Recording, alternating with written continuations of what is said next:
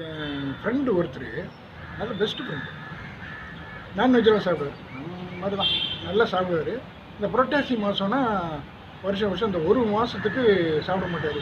புரட்டாசிக்கு முதல் நாளே என்ன பண்ணுவார்னா, நாளையிலேருந்து புரட்டாசி இன்றைக்கி சாப்பிட்டா தான் இந்த ஒரு மாதத்துக்கு சாப்பிட முடியாதுன்னு சொல்லிட்டு நான்வெஜ்ஜெல்லாம் வெள்ளை சுவாப்பில் புரட்டாசி பிடிப்பாங்க.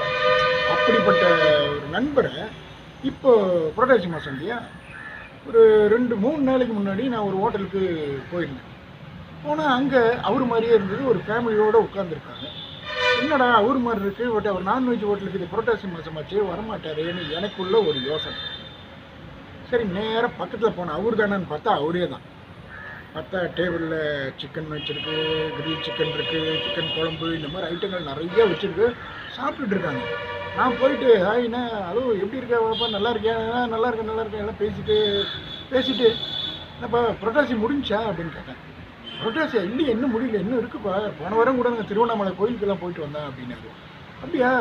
இப்போ புரட்டாசின்னா நீ நான்வெஜ் சாப்பிட முடியும், இது என்னது எல்லாம் ஃபேமிலியோடு உட்காந்து சாப்பிட்றீங்க அப்படின்னு அவர் பார்த்து சிரிச்சுட்டு கூலாக சொல்கிறார். வீட்டில் மட்டும்தான் நாங்கள் புரட்டாசி பார்ப்போம். வீட்டில் வந்து புரட்டாசி மாதம் முடிகிற வரைக்கும் நான்வெஜ் செய்ய மாட்டோம், நான்வெஜ் யாரும் சாப்பிட மாட்டோம். ஆனால் வெளியில் வந்தாச்சுன்னா அதெல்லாம் நாங்கள் பார்க்கறதே இல்லை. இது எல்லாத்தையும் நம்ம பார்த்துட்டு இருந்தால் வேலைக்கு ஆகுமா அப்படின்னு ரொம்ப கூலாக சொல்கிறாரு. எனக்கு என்ன சந்தேகம்னா, புரட்டாசி விரதம் அப்படின்றது வீட்டில் மட்டும்தானா நான்வெஜ் செய்யக்கூடாது, சாப்பிடக்கூடாதுன்றது? வெளியிலலாம் சாப்பிட்லாமா? இதை பற்றி விவரம் தெரிஞ்சவங்க யாராவது இருந்தால் எனக்கு கமெண்ட் பாக்ஸில் கமெண்ட் பண்ணுங்கள் ப்ளீஸ்.